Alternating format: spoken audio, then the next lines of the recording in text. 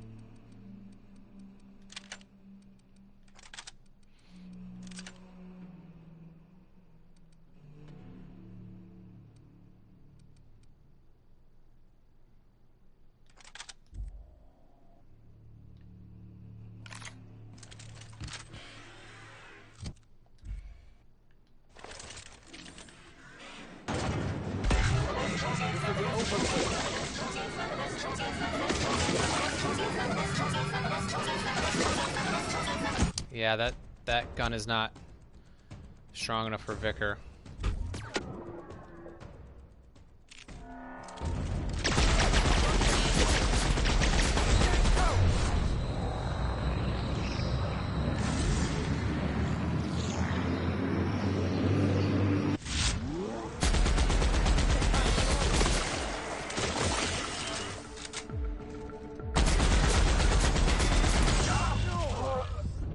Yeah, he just ran right over me. God damn it.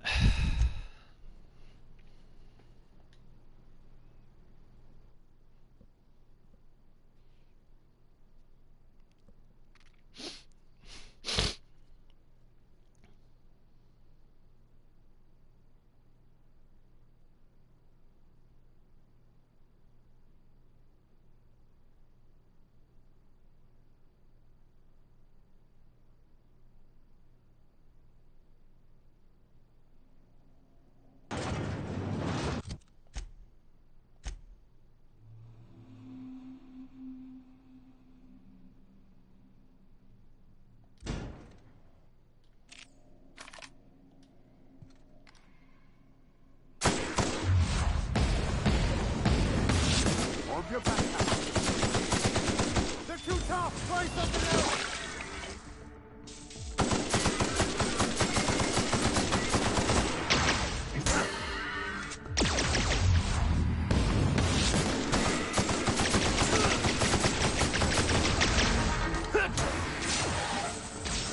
Oh boy. Take cover!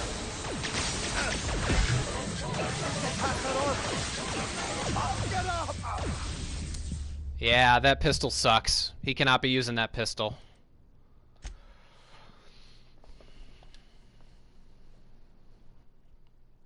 God damn it, why did I have to get rid of my freaking follower?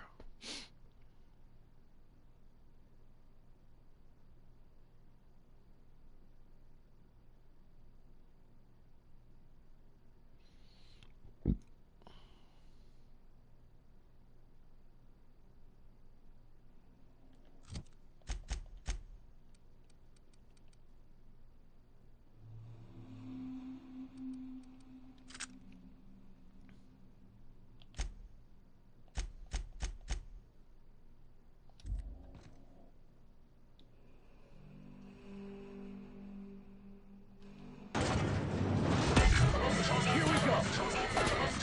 Watch and learn!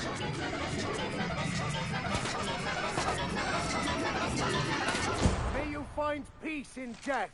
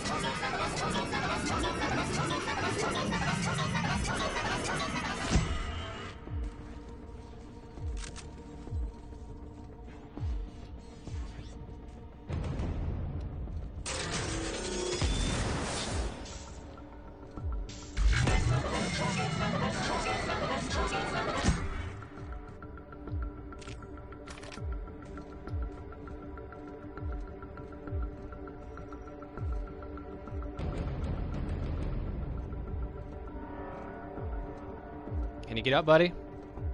Can you get up, Vicar?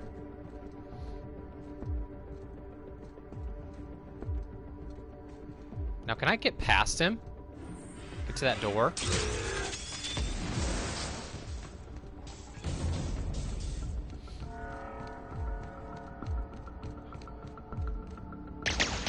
No, I can't.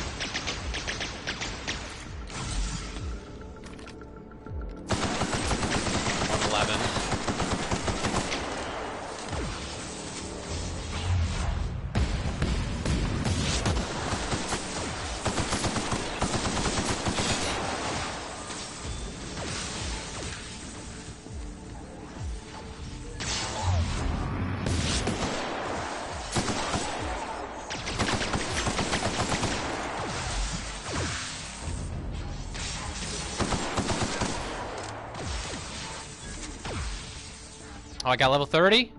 Can I level up? Yes, and Vicar can get an ability, right?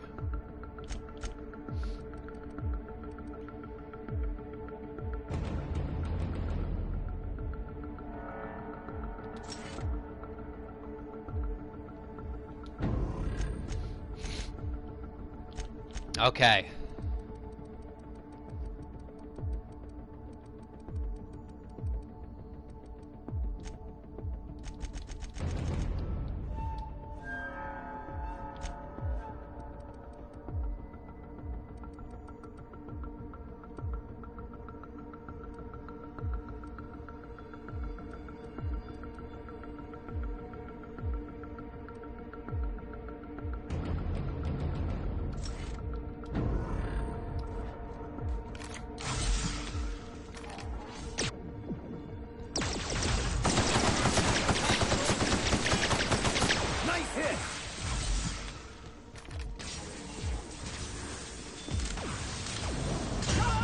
Oh, dude.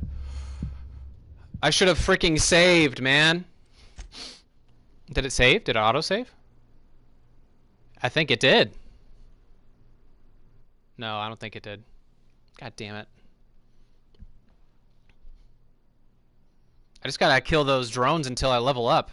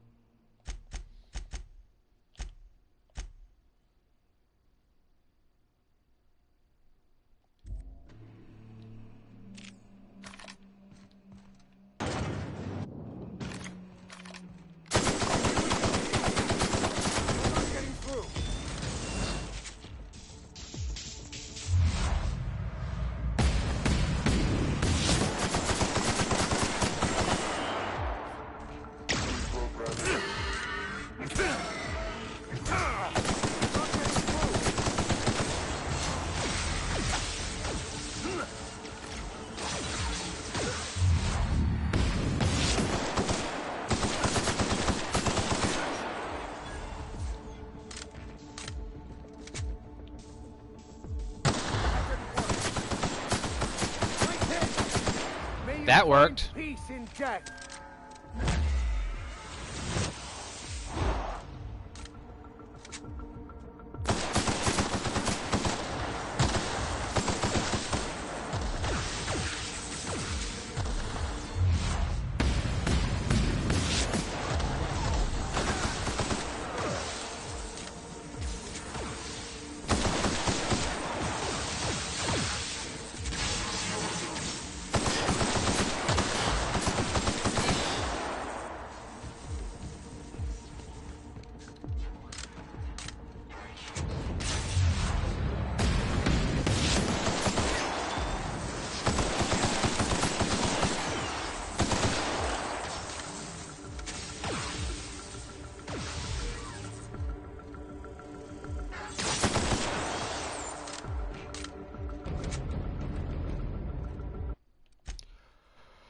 Oh, I can't save.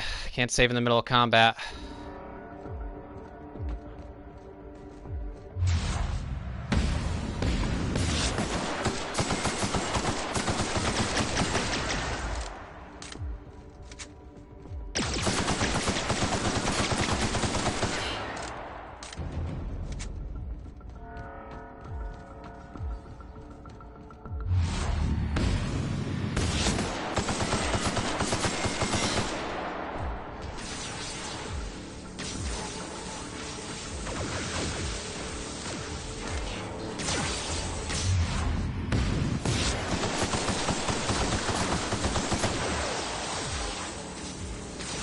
Okay, I leveled up.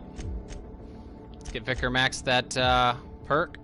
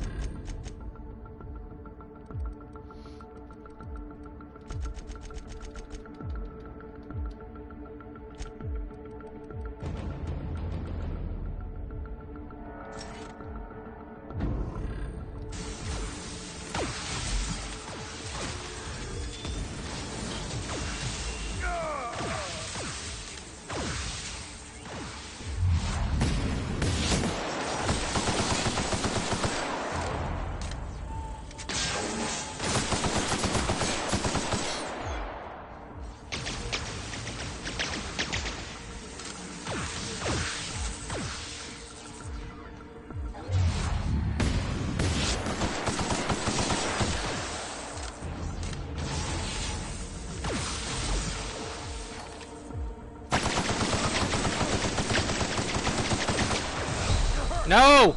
No!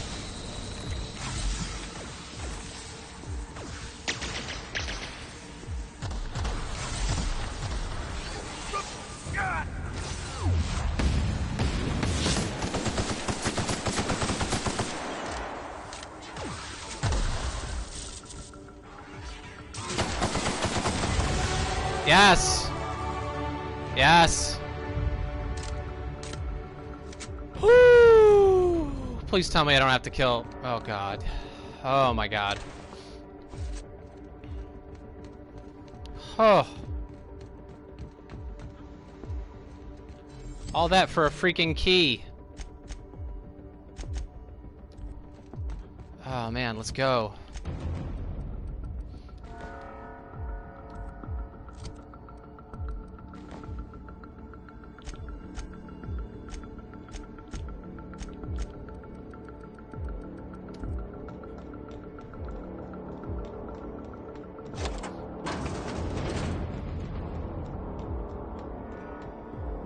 Save.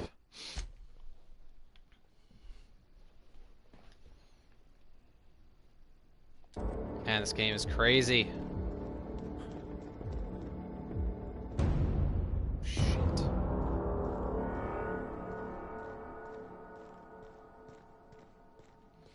Why won't you just die? I can't talk to her? I've had quite enough of you.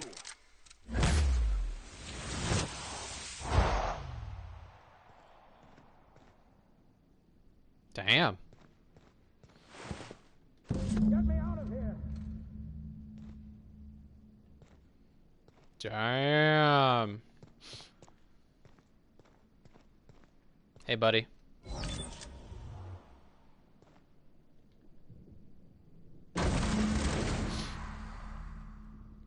You made it. I can hardly believe my eyes. You didn't have to do this, you know. Risk your life just to save mine.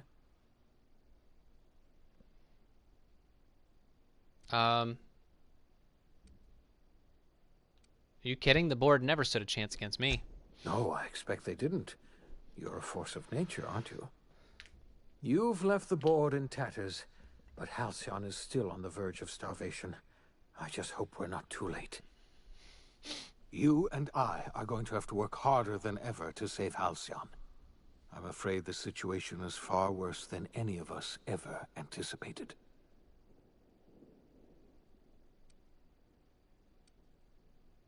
I don't like the sound of that at all.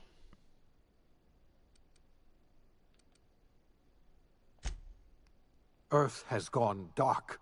We haven't received a single message in 3 years. There's been no communication, no signals, nothing.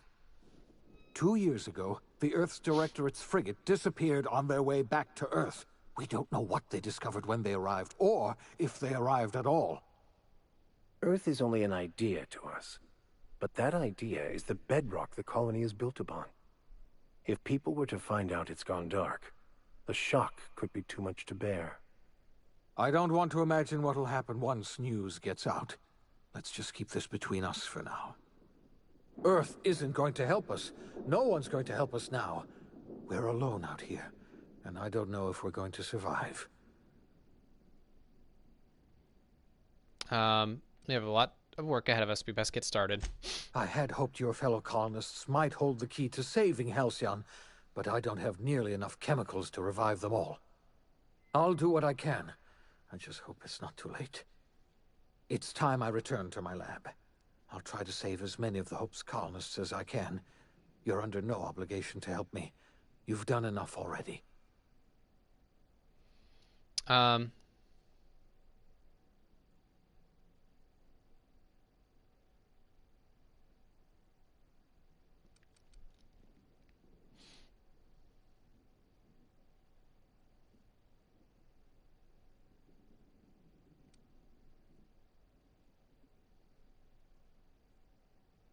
You don't have to ask. I'll help you. Thank you. I'm going to need all the help I can get. I know I've asked too much of you already. I revived you into a strange and unfamiliar colony. I put your life at risk. I made you an accomplice to my own ends. We were going to save this colony, you know. That's what I told myself when I pulled you from the Hope. You and I were going to set everything right. Now, I don't know what to think. Earth is gone, and we are going to need a miracle to survive another generation. I always suspected Halcyon might collapse one day. I just thought we would have more time.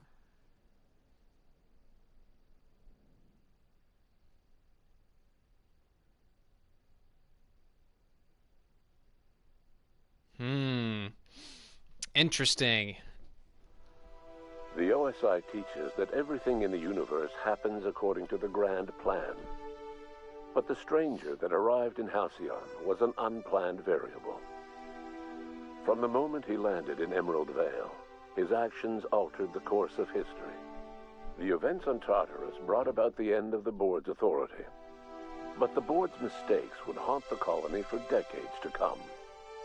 The damage they left behind would require the work of a generation to repair. Dr. Phineas Wells began reviving a handful of the Hope's colonists. Engineers, scientists, technicians, and intellectuals. They were among the brightest minds the Earth had ever sent out into the stars. The Hope scientists and engineers woke up in a colony descending headlong into total collapse. With no way to return to Earth, they had no choice but to band together and devote themselves to the cause of saving Halcyon. The people of Halcyon were nothing if not hardy. In the absence of the board's authority, many of the colony's settlements banded together with a single purpose in mind: survival. Life was especially hard in the years to come. Some towns dissolved by attrition and starvation, but most of them found a way to carry on. In the years to come, Halcyon was forced to reckon with its newfound freedom. The board was gone, and for better or worse, the colony was responsible for its own destiny. As the colony struggled to survive, the inspirational story of the Iconoclasts spread like wildfire, and Graham was able to bring many of the smaller Terra 2 townships into the fold. However, his zealous obsession with spreading the word blinded him to the needs of a growing organization, and the movement was unsustainable at scale. The Iconoclast way seemed to work best, and ultimately petered out on Monarch. Consumed by paranoia, Lilia Hagen took Sublight Salvage in a controversial direction, openly accusing board officials of an extraterrestrial conspiracy. One day, an accident at the Groundbreaker's docking bay silenced her forever. Time would tell if her replacement could keep the Sublight family together. The collapse of Edgewater left its workers bereft of any purpose in life. Most of them made their way to Adelaide McDevitt's camp, hoping to ingratiate themselves into her favor. Adelaide accepted only a few to her community. The rest were turned away and likely died of starvation. Nevertheless, Adelaide's camp grew into a well-established town. Adelaide McDevitt refused to cooperate with the ongoing effort to save Halcyon from collapse. A sympathetic deserter stole a copy of her research and delivered it to the Hope's scientists. It is unclear how useful Adelaide's research was. An optimistic estimate suggests her work may have bought Halcyon another few years of survival. Adelaide would never know. She died that winter. Under the leadership of Junlei Tennyson, the Groundbreaker held firm against corporate influence. The ship's mechanical stability gave Junlei the time to educate a promising generation of engineers, schooled in her family's traditions. The future of the Groundbreaker looks promising. The rediscovery of the Hope and the abandonment of the lifetime employment program forced Byzantium to come to terms with some uncomfortable realities about the state of Halcyon. While Byzantines were reluctant to surrender the luxuries they'd grown accustomed to, the board's diminished authority gave them little choice in the matter. Nearly everyone had to learn to make do with less. Some even had to get jobs. It was a dark time indeed. Your influence shifted Ellie's perspective. She finally admitted, albeit grudgingly, that she just might need other people. Sometimes. With a steady income from the life insurance payouts, she was finally able to afford a ship of her own. She hired a small crew and flew supply missions to communities on the fringe. Some of them were even legal. There are no official records of Felix Millstone leaving the labyrinth. Some say he found himself a reasonably cozy cell and carved his name into the wall. As much as he enjoyed his adventures aboard the Unreliable, the vicar, known as Max, eventually decided that it was time to move on, to live out the life he had sought so long to create.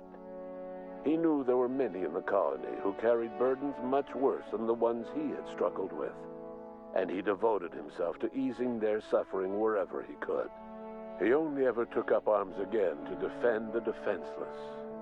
Unshackled from a lifetime of striving and fighting the universe and himself, Vicar Maximilian de Soto was finally at peace. Once the matter with the Hope colonists was resolved, Junlei bashfully asked Parvati if she'd like to join her permanently on the Groundbreaker, and Parvati enthusiastically, if somewhat awkwardly, agreed. The stories of her adventures spread across the colony, and Parvati soon found herself the center of attention. Having served as the engineer of a renowned spacecraft, tramp freighters and wildcat miners sought her out by name, and in no time, she was a fixture in the Groundbreaker's mechanical ecosystem. She and Junlei were never far apart. Nyoka returned to Monarch to take another crack at making a permanent life for herself. She formed the Charon Group, a mercenary outfit of ragtag survivalists and wilderness experts. Anyone in need of a guide or just looking to throw back a beer and swap stories could find her camping on the trail or clearing an infestation.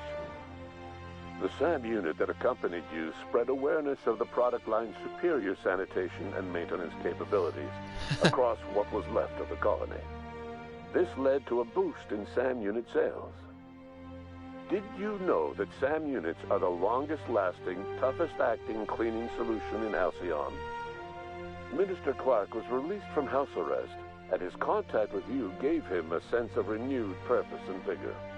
Once it became clear that no help would be coming from Earth, he threw his considerable efforts and talents into helping Halcyon manage the crisis before it. Chairman Rockwell served as the public face for the changes in Halcyon to come. Whenever you needed strings pulled or a voice to sell a policy change, Rockwell was only too happy to oblige. As for Dr. Phineas Wells, he spent his remaining years in his orbital lab. He was never able to come to terms with his own past, troubled by the decision of placing all his faith in the first colonist he ever revived, the infamous Captain of the Unreliable. The revival project yielded mixed results. Phineas, weighed down by limited support and his own guilt, struggled to revive more than a handful of scientists and engineers. They made a heroic effort to solve the colony's problems, but with small numbers and facing long odds, their solutions never caught on. Only a few of the Hope's colonists were successfully revived. Wells died before he could see the fruits of his labor. He passed away a haunted man, crushed by the guilt of his failures. Small, petty factions squabble over what remains of the colony. Every attempt to reach out to Halcyon's neighbors is met with silence. And what about you, the unplanned variable in the history of Halcyon? Long after Wells passed away, you carried on his work with more energy, determination, and brilliance than he could ever muster. The years that followed were hard, but Halcyon survived by the efforts of the Hope's most promising colonists, the greatest of which was you. No one knows what's happened to Earth, and no one knows what the future has in store for Halcyon. All we know for certain is this: the name of the Unreliable and that of its intrepid captain will remain the subject of countless stories for years to come.